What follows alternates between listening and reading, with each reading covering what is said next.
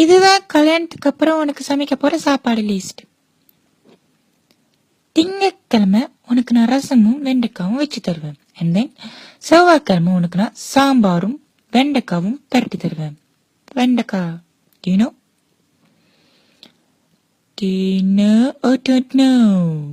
தெரியும், மூடு. புதன்கிழமை உனக்கு நான் சொதி வச்சு தருவேன். Do you like it? இதுல நாசி கோரிங் கம்பங்க எங்க? நாசி கோரிங் கம்பங்க எதுக்கு? நான் தான் சொதி வைக்கிறேனே. விளையாடாத. நாசி கோரிங் கம்பங்க நான் எப்படி சாப்பிடுவேன் சொல்லு. நாசி கோரிங் கம்பங்க எங்க? தமிழ் நாசி கோரிங் கம்பங்க எனக்கு பிடிக்காது. What about konfucha? What about Hokkien mee?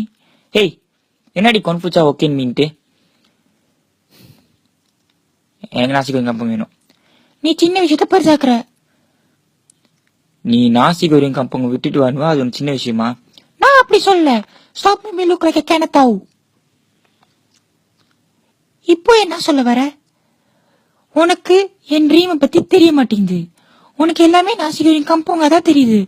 கொஞ்ச நேரமாவது கொன்ஃபுச்சாவும் ஹொக்கேன் மீயும் சாப்பிட்டு பாரு. அப்பயாவது ஒரு அருமை உனக்கு தெரியுதான்னு பாக்கலாம். நாசி கோரிங் கம்பங்க விட்டுட்டு வர சொல்ற எதுவும் எனக்கு வேணாம். மீ கோரிங் வேணாமா சொல்லு. ஹொக்கேன் மீ வேணாமா? ஹொக்கேன் மீ வேணாமா?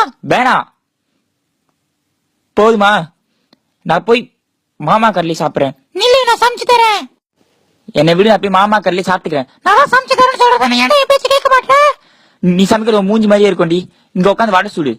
இந்தா இந்த பேப்பர் வச்சு பேப்பர் தோசை சுடு. ஐயோ டேய், ஏன்டா இப்படி பேசிக்கிட்டு இருக்க? எனக்கு நாசி கோரிங் கம்பங் தான் முக்கியம். ஏன்டா உனக்கு நாசி கோரிங் கம்பங் முக்கியம்? Because I love nasi goreng kampung. I love nasi goreng kampung. எனக்கு நாசி கோரிங் கம்பங் தான் வேணும். அவனை இங்க இருந்து போ சொல்லு, இல்லாட்டி அடியே கிளப்பிடுவேன். போடா நாயே, ஓடி போ.